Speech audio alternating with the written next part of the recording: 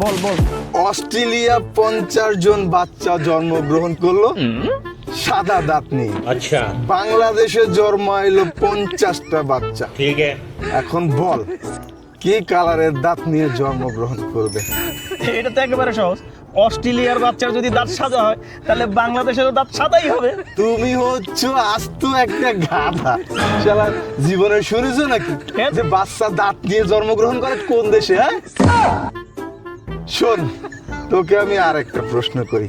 ठीक है একটা ছেলে নেড়া হতে গেছে, নাপিতের কাছে 10 টাকা দিছে। अच्छा 50 জন টাকলা নাপিতের কাছে গেছে, কয় টাকা দিবে? এটার উত্তর আমি দিতে আছি, তাহলে 500 টাকা হয়।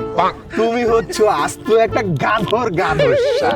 শুনেছো নাকি যে টাকলা আবার নাপিতের কাছে যায় নেড়া হতে?